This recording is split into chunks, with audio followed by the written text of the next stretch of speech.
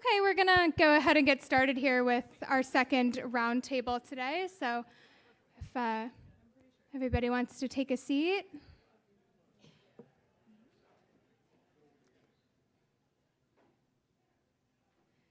Okay, cool. By tapping into the energy potential of biomass and concurrently employing carbon capture and geologic storage techniques, BECCS stands as a promising solution to combat climate change. Recent federal legislation, including the Infrastructure Investment and Jobs Act, the CHIPS and Science Act, and the Inflation Reduction Act, has helped usher in new incentives for climate and clean energy initiatives, paving the way for an accelerated deployment of BECCS and BICR's technology.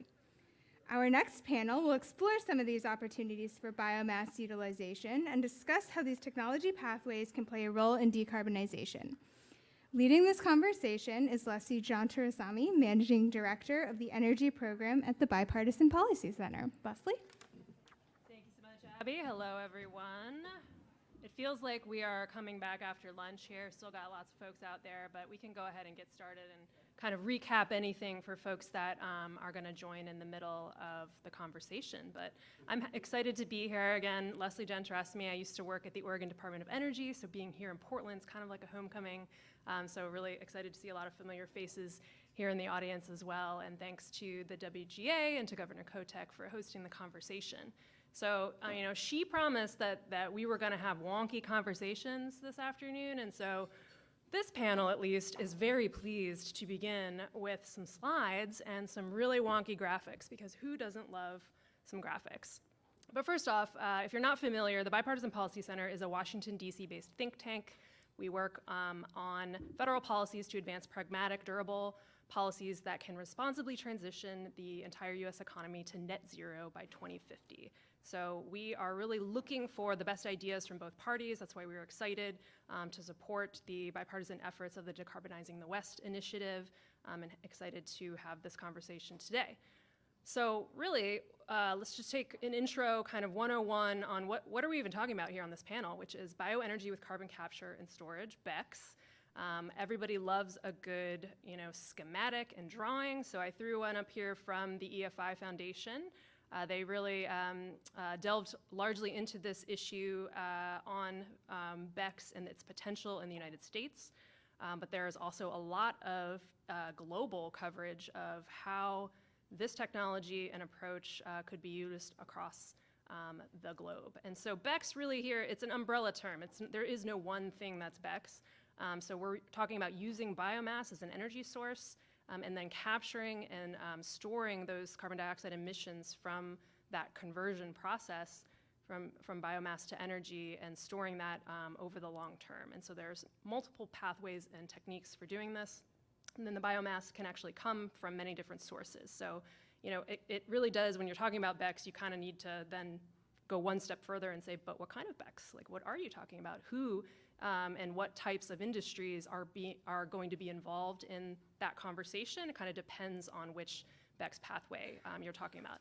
And as I was reminded earlier, some of our panelists here will also go one step wonky further and talk about BICRs, another acronym that I'll let them define for you. And so multiple types of energy products at the end of the day can be produced from the biomass. So the conversion process, you can directly use that for electricity generation. You can develop liquid fuels. So a lot of the biofuels in production today, these are using kind of that BECCS pathway. Renewable natural gas, hydrogen, so other things our panelists will talk about. But at the end of the day, it's not BECCS if you don't have the CCS piece of it, right? The carbon capture and sequestration part.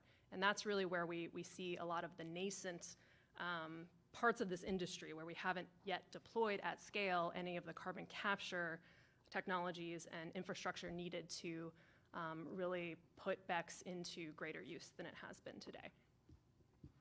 So how can BECCS help us reach net zero? So again, why are we excited, or why are we talking about BECCS? It's because it's of its contribution potentially to our meeting our climate goals and then our net zero decarbonization. And so just wanted to flag for you these two studies. So my organization, Bipartisan Policy Center, teamed up with the Clean Air Task Force and Third Way to produce a report called Pathways to Net Zero, Decarb America Research Initiative was our branded name. It got pulled up into a meta-analysis that our friends at GTI Energy and EPRI co-sponsored under the Low Carbon Resources Initiative. So they're really looking across studies to say, what are the insights we can glean from multiple different research studies all about net zero? Sorry. And so here's the promised wonky graph. So annual greenhouse gas emissions under all of these net zero scenarios. You can see here that negative emissions, so everything below zero there, that's where we're kind of focused today. When we talk about carbon removal, and we talk about the opportunities of these negative emissions technologies like BECCS, it's really because they produce on net a sink where we can, then balance out any of the remaining emissions in our economy with negative emissions. So BECCS is the hashed green part of these puzzles. And so, every model is slightly different. Every modeling study has a lot of assumptions associated with it. And so, take all of these with a grain of salt, of course. But the point remains that BECCS is really looked to in the modeling community and the climate policy community as one of those areas that are, technological and market commercialization would really go a long way for creating and enabling our net zero transition. And so just again, more results here for you. Take a look at the green line on biomass and waste.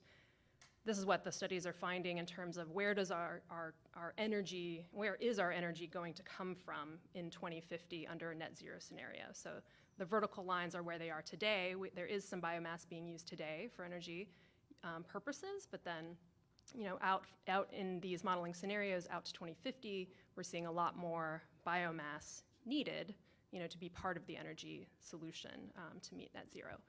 And then on the negative side, so the kind of scale here, again, look at it from all the way to the right is the zero, and then to the left is how much negative are we going with these different types of technologies.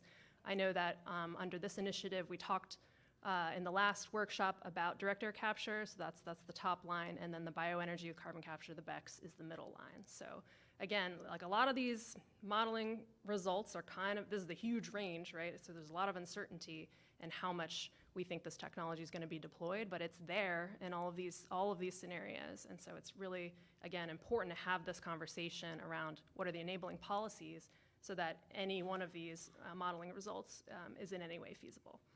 So that's it from me, and I will turn it over to Nora to introduce herself, and I know she has some slides as well. Thank you so much, and thanks so much to WGA and to Governor Kotek for hosting today. Excited to be here to talk a little bit about, as Lesley referred to, yet another category within this category, which is biomass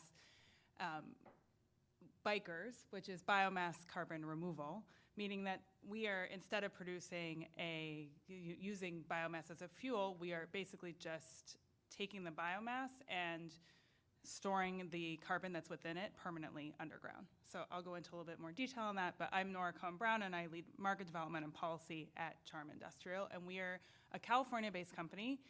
We also have a second office in outside of Denver, and we're really targeting anywhere that has both former oil and gas injection capabilities and also biomass feedstocks.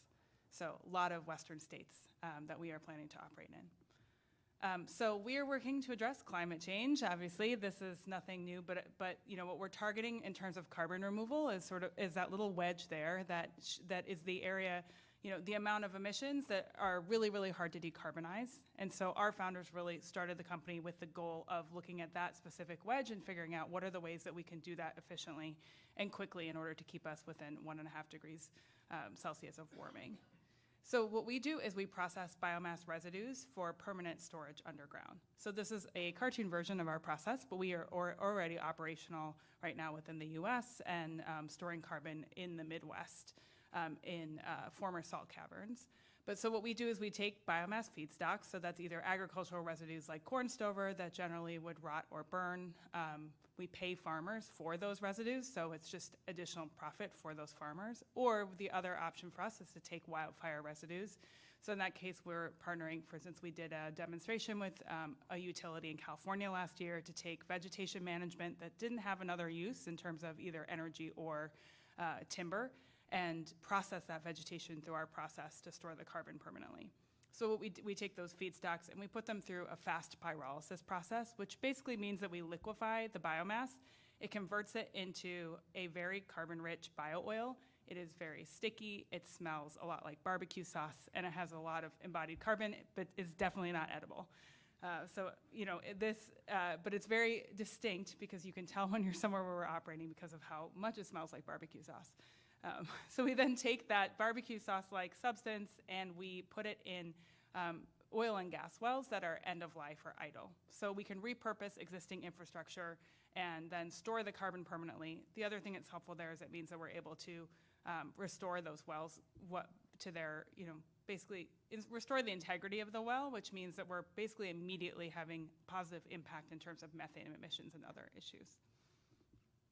So we're currently operating, we have mobile units. So this is a photograph of one of our pyrolyzers. We're operating primarily in Colorado right now, but looking to expand into many Western states that have wildfire residues, or also Midwestern states that have agricultural residues. And so these mobile pyrolyzers, the goal at scale is that we'll operate either field or forest side, which deals with a lot of the logistical challenges of getting biomass out of the forest or off of the field. And there are a lot of additional benefits to what we're doing. I spoke to a few of them, but one of the things is just that this is an investment in agricultural and rural communities, and also because we're basically just taking the oil and putting it back underground.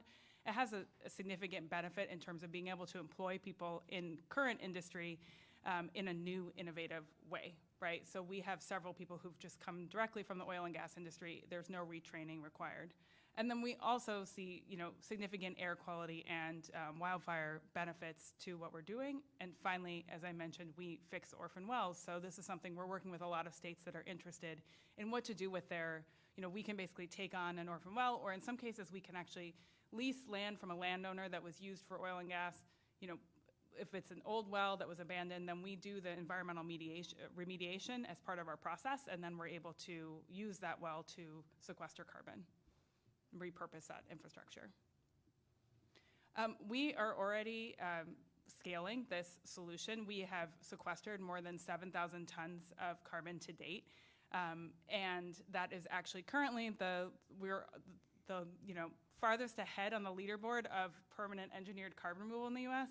As I say, Josh has heard me say this many times. I'm waiting for somebody to pass us because that's not a lot of carbon, and there's a lot of projects going into the ground. But we have some pretty large offtake agreements with people who are trying to offset their carbon emissions or look at having a significant climate impact, and that's primarily technology and financial services companies. So we're basically right now trying to meet demand. This is something we're already deploying in the field. And the last thing I'll share is just that the other thing that's really critical about what we do is to ensure that we're actually sequestering every ton of carbon. And so we have a full protocol with a company called Isometric that's been published publicly. It went through a public comment period. It's extremely detailed. It goes into, and I'm happy to get very wonky on the biomass sourcing side of this, but basically we're a climate company entirely, so we want to be ensuring that we account for every single molecule of carbon that goes into the process when we account for how much carbon we've actually removed. So on our website, on our ledger, you can actually see a waterfall graphic like this that shows you exactly what emissions went into the process, and then what we're accounting for is then net carbon removed. Looking forward to getting even more wonky on these topics, but that is all I have. And I will pass it over to Caspar.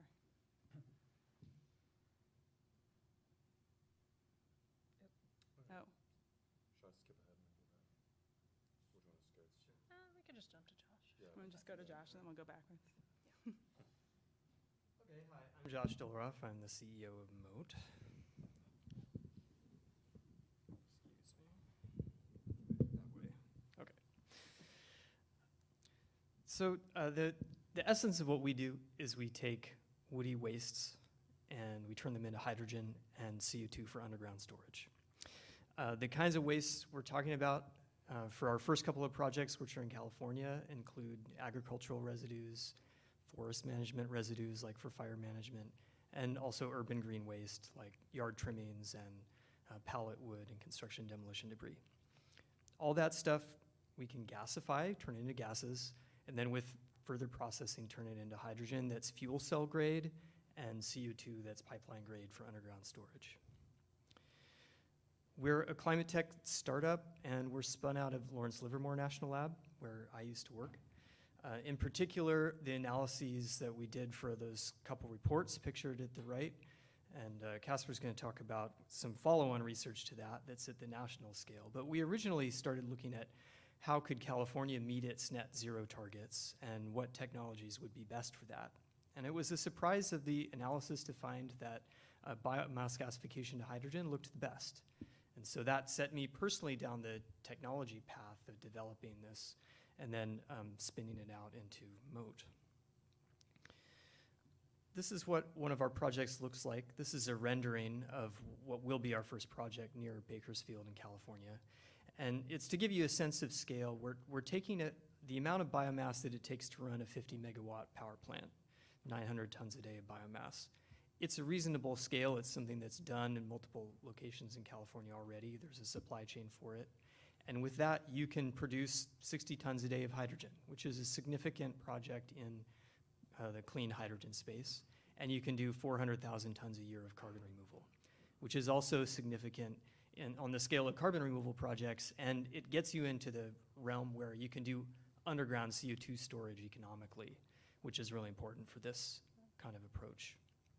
I'm going to leave you with two examples of why you want bikers or BECCS in your state. And this is one of them, that you can save a lot of resources.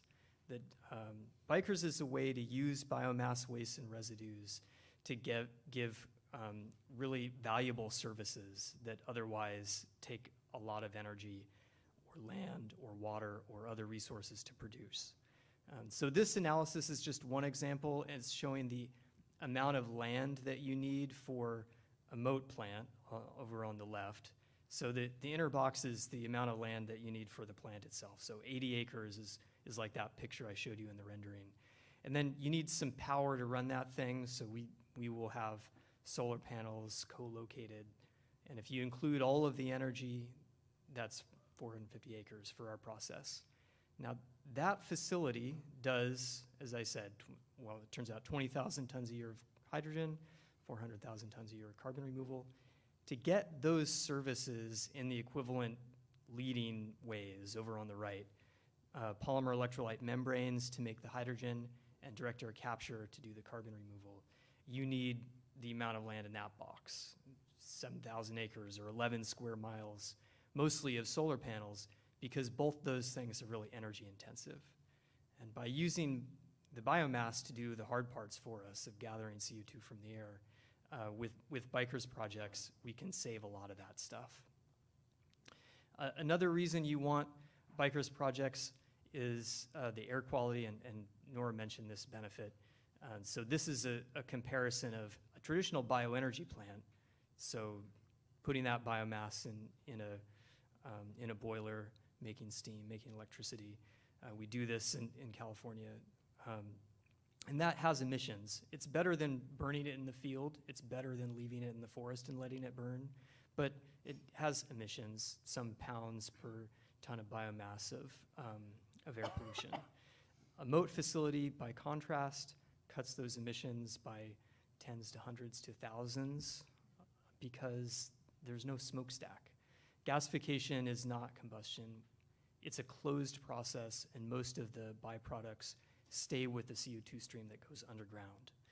So there's an enormous opportunity for air quality improvement, especially in impacted communities like California Central Valley, where our facilities are going to go, and other places like that.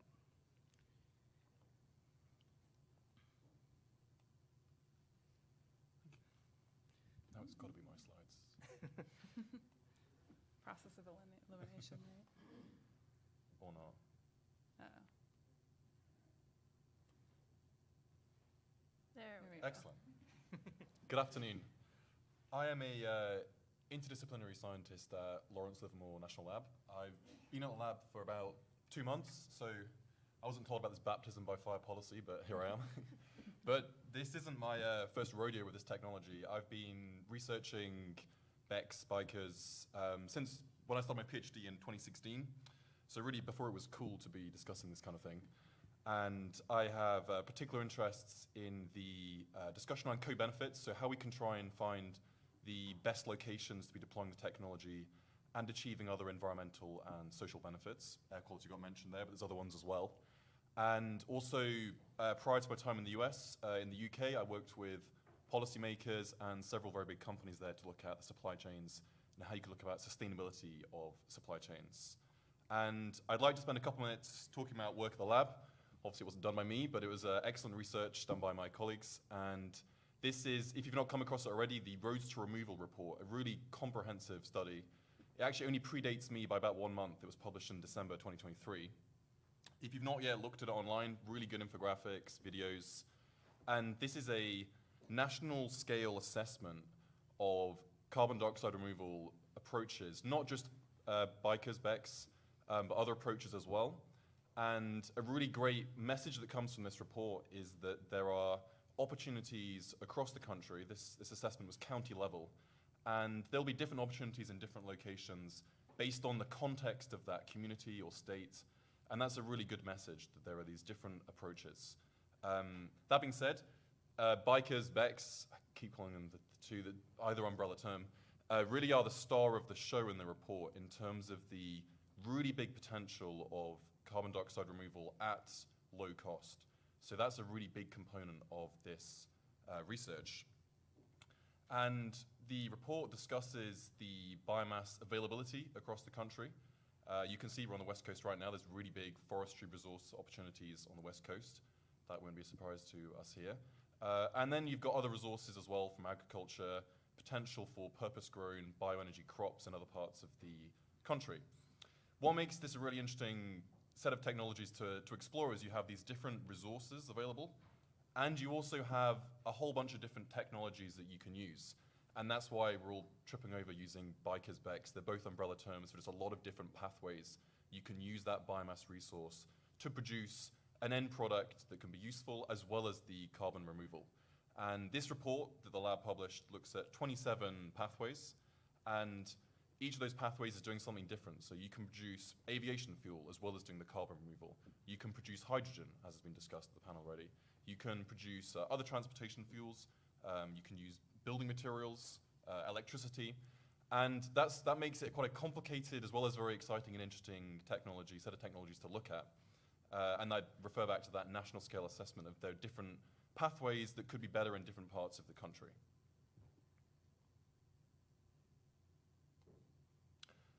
Governor Kotek said, let's not be daunted by the scale of the challenge, so let's not be too daunted by this picture here.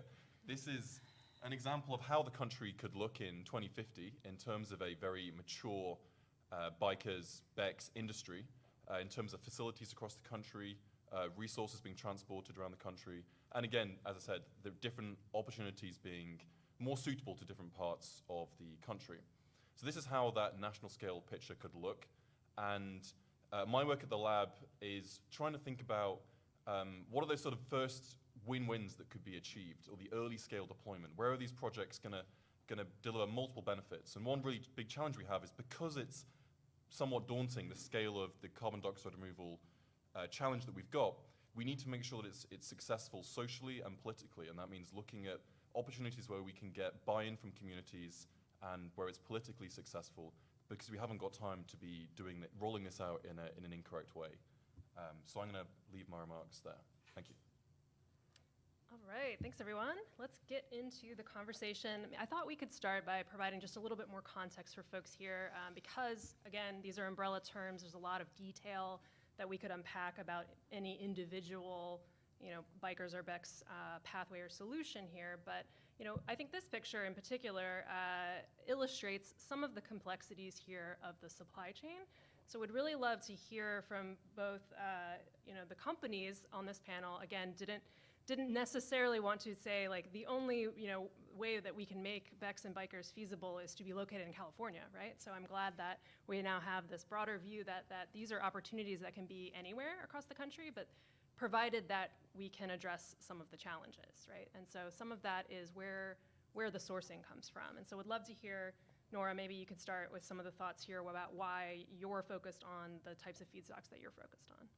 Yeah, absolutely. So as I spoke to a little bit at the end of my tiny presentation, when we think about what feedstocks to use, we're really thinking about what's the way to maximize the amount of carbon we remove, which is really based on our life cycle analysis and our protocol. So I'd say when we think about feedstock sourcing, it's really related to a lot of work that we've done to do research on how to do that responsibly, ethically, and in ways that are supportive of communities, as well as actually finding those feedstocks. So we're really focused on residues. So that's really primarily, in the case of woody biomass, looking at residues that are connected to wildfire prevention. So thinning projects, so that's primarily in the West, right? Or almost entirely in the West, but now starting to unfortunately spread to other parts of the country where we're looking at forest management in different ways. And what we found is that there's kind of a sweet spot of, at a certain size, wood can be used as timber, and at a certain small size, it can be mulched, but there's an in-between that really doesn't have a lot of use cases. And in California, for instance, there aren't as many biomass-based energy plants anymore because there's a lot of social license issues with that. So there's a lot of actually desperation around what to do with those feedstocks. So those are the kinds of opportunities we're looking for where we can solve another problem for communities as well as be able to store the carbon within those feedstocks. And then the other areas that we're targeting are areas in the Midwest where there isn't really another use for those agricultural residues, so that we're able to then add a benefit for farmers by paying them for those feedstocks, and also there's quite an abundance, especially of corn stover. Josh? I would say the way we're thinking about feedstock is similar, and especially focusing on waste and residues is a way to ensure that you have a life cycle impact that's positive. And I just want to add that thinking about biomass as a way to do carbon removal is new in the thousands of year old history of bioenergy. And it is a higher value use of biomass than any of the energy uses. Because carbon removal, getting CO2 out of the air, is so hard to do, the fact that plants can do it for us gives us a product that is, on balance, more important than any fuels that we could make from the biomass. And that changes how we think about biomass. Now, it doesn't make it more valuable than food. If you have biomass you can use as food, definitely use it for that. If you have biomass you can use as timber, definitely use it for that. Those values are in the above $1,000 a ton kind of values.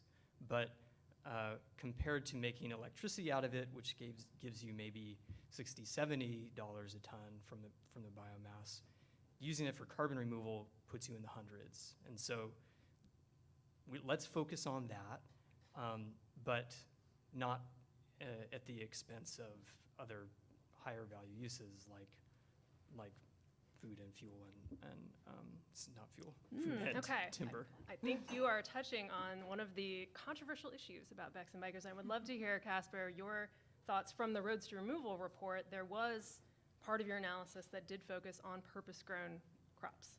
So can you elucidate a little bit more about what are those tensions then of why you might want to consider purpose-grown crops? Yeah, so as has been noted, there's huge potential for biomass residues already. And in the report, the majority of the biomass carbon removal that was achieved was done through residues that we can get. And a lot of that on the West Coast, as I said, is from forest management activities, but there's also very big agricultural residues available as well. The report did look at purpose-grown bioenergy crops, and this is something I've also done quite a lot of research in myself back when I was in the UK. And I think that there is a role for the biomass provided from these crops in certain examples. So they don't always compete with food if you're using them on land that isn't particularly good agricultural value, or if there's a particular reason why a farmer doesn't want to be having their whole farm committed to certain crops. It can help diversify the farm income. There's also quite interesting co-benefits associated with purpose-grown bioenergy crops, and I should just say these include things like grasses like miscanthus and switchgrass, fast-growing trees like poplar and willow. And back in my PhD, I did some research looking at some of these environmental co-benefits. You can get quite good biodiversity improvements from using agricultural land for these, and that can then have improvements, say, pollinators for improving crop yields. So It's not as clear cut as don't use agricultural land for purpose-grown bioenergy crops. And indeed, the roads removal report the lab published did look at some use of land for these crops and finding that you can have some of these sort of win-win scenarios where that can help the farm business, it can help environmental services. These crops are also quite good at sequestering carbon in soils, so I should note that as well. All good points, very good. So again, sort of just to underscore that point, we're seeing a lot of emphasis in federal policy conversations around the use of biomass for energy, or biomass as a carbon negative or negative emissions technology, really emphasizes that point about sustainable sort of supply chain, and the fact that on life cycle analysis, we need to be sure that what we're producing, what we're sourcing, is creating that net negative. Otherwise, you're not really getting the maximum climate value out of it, and you're not necessarily optimizing for the energy contribution that BECCS could also be making towards meeting the growing U.S. energy demand, as we have seen throughout the West, in addition to the rest of the country, just more load growth on the system than was really expected a couple of years ago, just given new manufacturing incentives that have come from the Inflation Reduction Act, from federal tax credit incentives, putting more emphasis on electrification, and then also through the growth of data centers that are underpinning a lot of the modern technology that we all rely on. So in this broader context of growing energy demand, where are the low carbon solutions? How do we enable that? And how does policy make sure that we're not creating unintended consequences from that? And so that's where I think our panel is really kind of touching on a lot of the important considerations that make BECCS an important part of that conversation, but not to kind of sweep under the rug some of the things that need to be thought about in terms of making sure that we're doing it responsibly.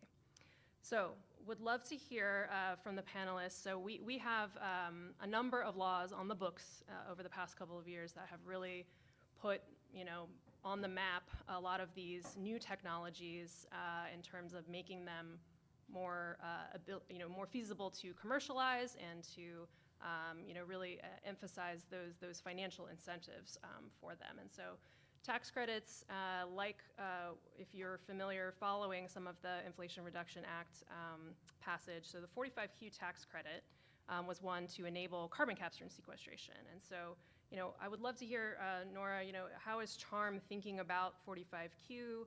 Does this help? How does it accelerate some of the investment that we think we need in BECCS? Yeah, so one of the challenges for us is we actually currently are not eligible for 45Q or many of the other programs. That said, the amount of progress that's been made to just increase the awareness of carbon removal and increase incentives to help grow the industry is extremely helpful to us overall. But we are very focused with a lot of our other colleagues in the industry. I think one of the challenges with policy, as many of you in this room know very well, is that it moves slowly, and technology and innovation often move more quickly than policy. So one of the challenges that we have is just that the solution that we offer basically was nascent when the provisions in IRA were being discussed, right? So we are currently working on, okay, what does the next generation of tax credits look like for carbon removal? How do we make sure to level the playing field for a whole range of solutions, not just what we're doing at CHARM, but I think there are a lot of different approaches that currently don't fit within the current framework.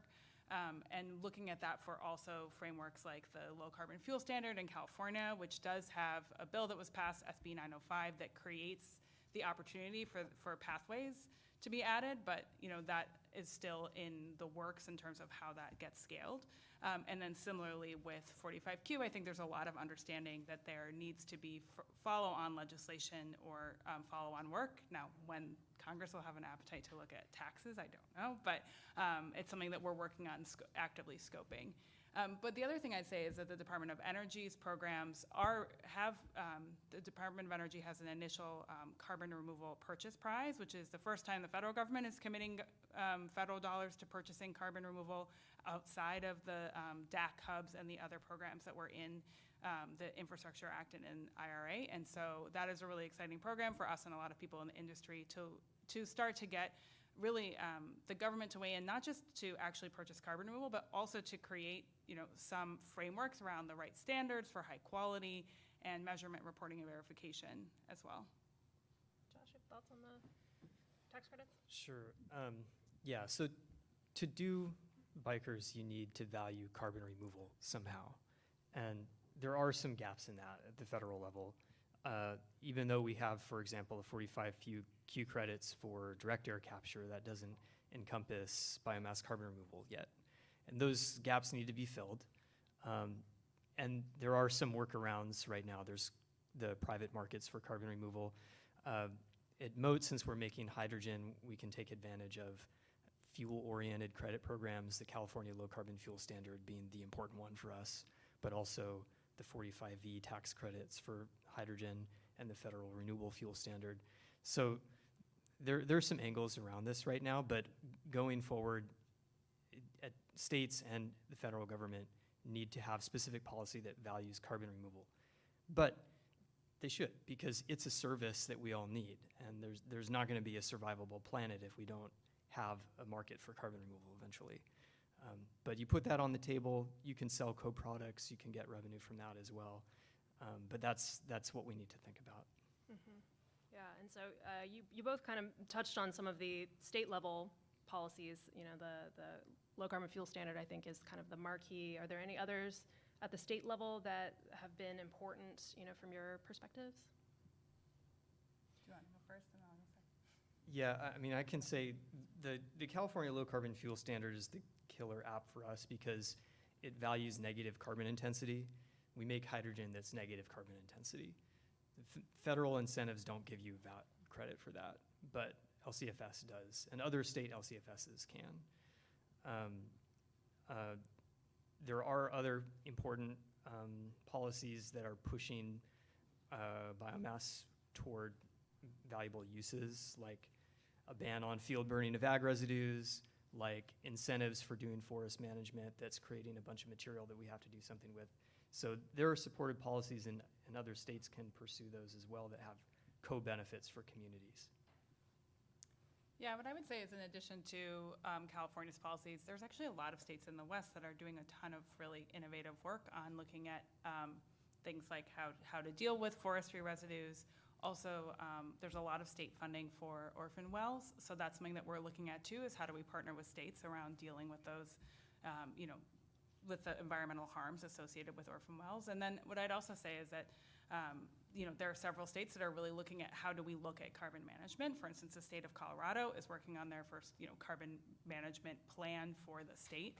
And they've been very forward-leaning on these issues. And I'd say also we've just been really excited to see the increasing interest in low carbon fuel standards and similar programs, which I think are another opportunity to integrate carbon removal, especially as states get farther along in their goals and get to a point where it's hard to get those last tons of carbon out of the atmosphere without carbon removal. So shout out to New Mexico, just passed their own LCFS, hot off the press. Super exciting. Caspar, anything that, from you on kind of supply chain and kind of the sourcing of some of the biomass that might be used in bikers and BECCS, and how policy can support that? Yeah, I think Nora and Josh gave some really good summaries there of the policy side. Just to add, what makes it really difficult, I think, is that this is multiple technologies that require different government agencies, for example, agriculture and energy agencies. Certainly for my time when I was based in the UK, that was a challenge there in bringing those different government agencies together and getting them to work together, but also the intermediaries in the industry as well. It's hard to, say, get a supply contract with 3,000 farmers if you need a really large volume of biomass for your plant. And so some of the intermediaries can be really important there for helping smooth out some like the supply chain challenges there. In California, there's really big challenge of managing the forests, trying to get a lot of the biomass out of there in these overly dense forests where there's big fire risk. And a lot of projects struggling to get off the ground because of the supply chain costs. And Josh said this really big social value of getting that carbon out. So it's not going up back into the atmosphere and also potentially locking it up underground. But there's still this really big economic challenge of getting these supply chains working, moving the biomass long distances. And I've done some work with CAL FIRE. I know that they're looking at how they can try and support the difficult logistical costs of those supply chains. So that is something that's been looked at, and there is funding available for that in California. I don't know about other states, potentially as well. Yeah. All right, we're going to open it up for questions in just a second. I do want to make a comment on carbon accounting. This is another piece of the puzzle that needs to be solved in order for BECCS to really hit, and bikers to hit scale, because as we mentioned, not all of these policies are valuing perhaps the carbon negativeness of BECCS, but we also don't necessarily have standard, widely accepted, non-controversial ways of calculating, quantifying that aspect, that benefit of these technologies. And so, some of the conversation right now at the federal level around the sustainable aviation fuel tax credit, for example, hinges on this question of what model are you using, like what methodology is going to be accepted by the U.S. Treasury when you go to then claim your tax credit and get that financial incentive. And so if we're not creating consistency across all of these federal programs that may be using different models or maybe using different ways of calculating the net negative value of these technologies, then that also creates problems for businesses who may want to use different programs and use different kind of incentive ways of putting together, their business plans for these projects. And so it just creates more uncertainty and less ability for these industries to really, get over that hump if they're not able to, consistently plan for what the federal government's going to accept in terms of these processes. And so, yeah, just wanted to kind of flag a few more things. The Bipartisan Infrastructure Law and the CHIPS and Science Act both were bipartisan laws that passed in the last 4 years or so, and they created new authorizations for programs related to carbon dioxide removal, related to carbon capture and sequestration technologies. They're investing in hubs that can kind of get that pilot scale demonstration out there, get those learnings happening so that we can better understand how to bring costs down for carbon capture and sequestration and then deploy it in the context, perhaps, of BECCS. And so, exciting things happening. It's always a journey to kind of see how these technologies can reach scale, but, I would like to hear what questions you all have, especially for the panelists, about where we go from here. Angus.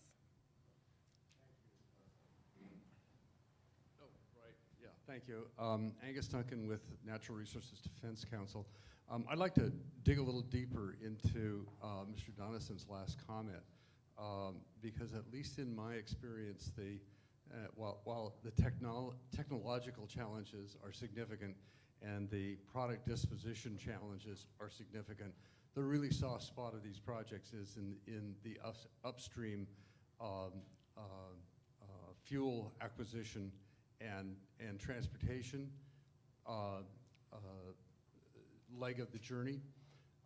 And just to take an example that we would be more familiar with out here, getting forest residue, of which we have lots and lots out in our forests, but getting that forest residue out of the forest onto a truck, onto a plant that can convert it to any of these little products, these significant products, is difficult and expensive.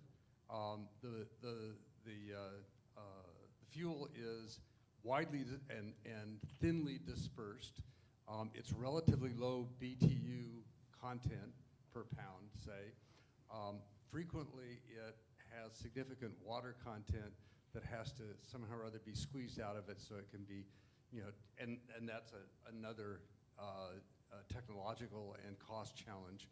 But mostly, you have to pick it up off the ground, move it to a road, move it, or a clearing area, get it on a truck, move it in, you can only get those trucks into and out of the forest during the spring and the fall because winter is, if we're lucky, snowed in, and summer is fire season. So at least in my experience, it has been really, really difficult to come up with enough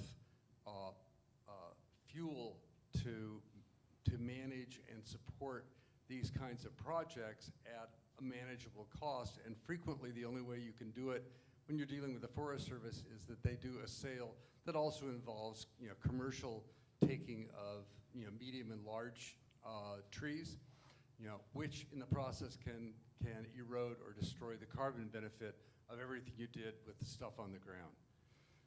So with that as the challenge, I have thoughts on this one.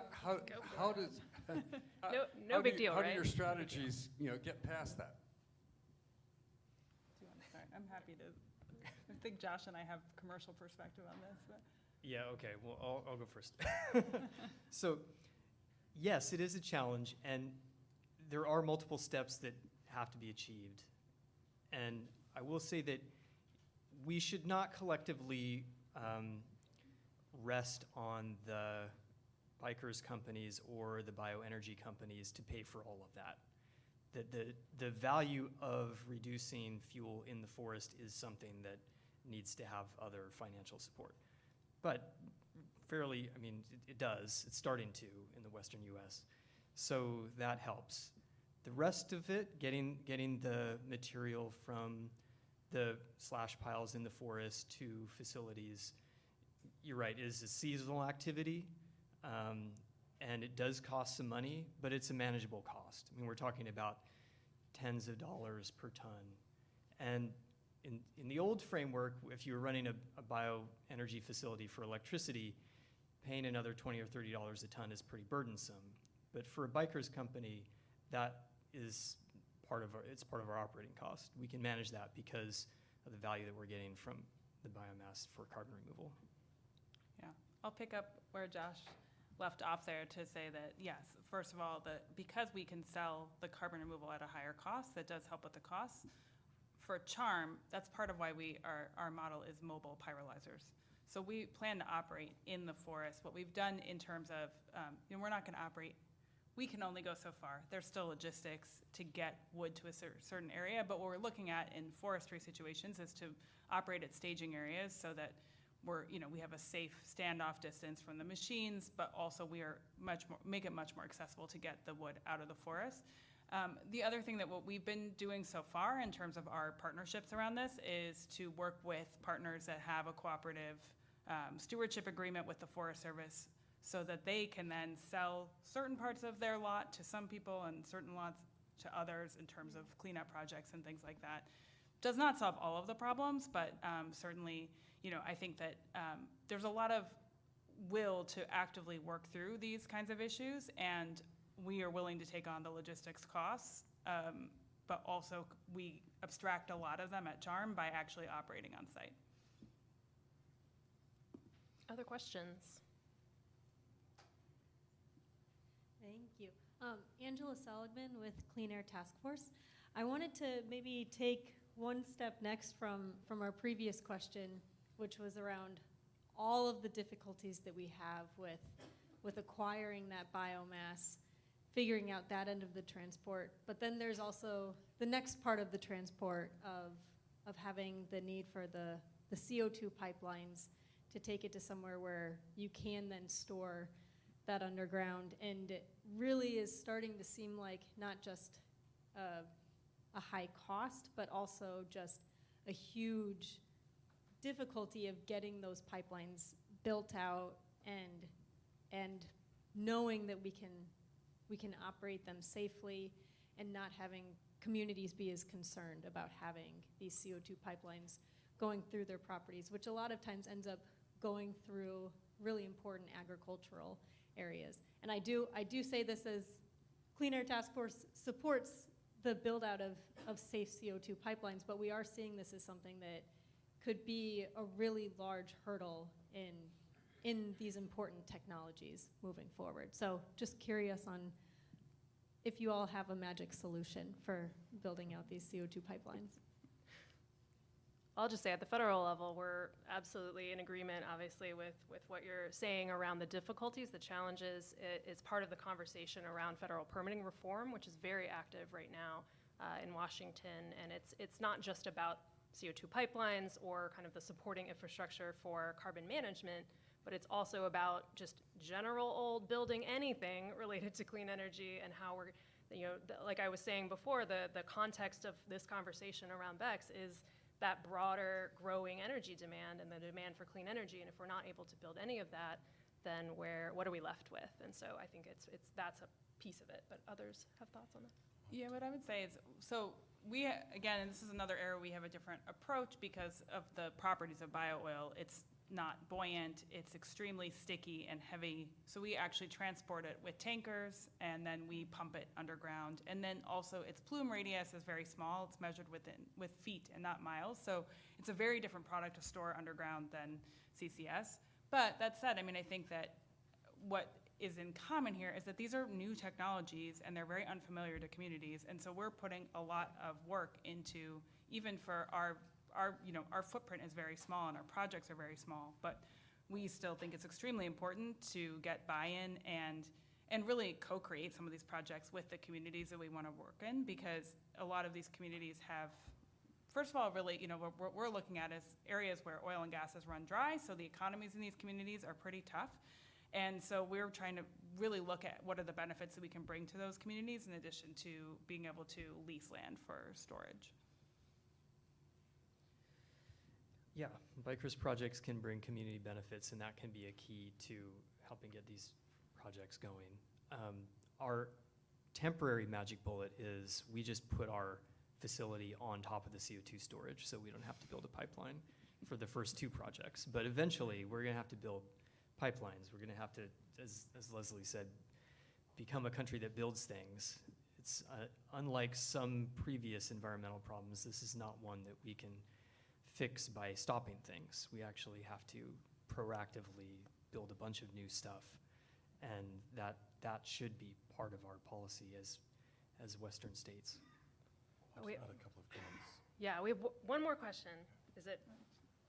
And then you can. Of course, I wanted to ask everybody there on the panel just to speak briefly about any partnerships that you have with above ground energy transmission, distribution, risk mitigation programs with utilities. It seems like an obvious partnership to me, especially I appreciate your comment about remote areas, rural areas, and then also your comment about working with CAL FIRE. So it seems to me like there could be quite a bit of improvement with getting into those areas and utilizing what they're already trying to remove. Okay, I'm going to try and answer the last three questions in one answer, because I think I found a thread. Nice. One really great thing about these technologies is the diverse pathways that you have with the biomass pathways. So when there are logistical challenges for transporting the biomass, you can look at opportunities on site to deal with that biomass. That's what Nora mentioned. And so where you have opportunities to do longer distance transport, you can do that for other pathways. On the CO2 transportation, there are again opportunities to deal with the CO2 on site. You can produce something like biochar where you don't have to worry about moving the CO2. So that's what makes this a really interesting set of technologies, and the lab's roads removal report explores where you have local opportunities to do certain pathways over others, where, say, you're in remote, challenging areas to transport the carbon, and that's more difficult. On the pipeline side, I've spent some time working with sociologists looking at how you bring novel climate technologies to communities. And it's quite interesting to look at the work that's been done so far engaging these communities. And there's a term that often gets called the social license to operate. And often this isn't about the proposed project itself, it's about how you communicate with the community. And so I think there are definitely opportunities for this new infrastructure to be successful when the people who are bringing that infrastructure are engaging properly with communities. There's a role for policymakers and scientists to help broker those kind of relationships. And it's often about how you bring the communities on board early on, you talk about the benefits, and you right-size that project for that location. So this really plays into the benefits of these pathways being ones that you can adapt to particular locations. And I think in relation to the CAL FIRE work in California, yes, there are some of the most difficult, I think, forests to access in the US. It's completely unlike the southeast states where you've got really mature forestry industries. And so yes, there are possibilities there where communities can have quite small-scale projects that are dealing with lower volumes of biomass, dealing the stuff on site, providing useful products for that community, and that being a particular sort of right sizing of the approach, rather than, say, much bigger projects dealing with material that's going further out. Please join me in thanking our panel.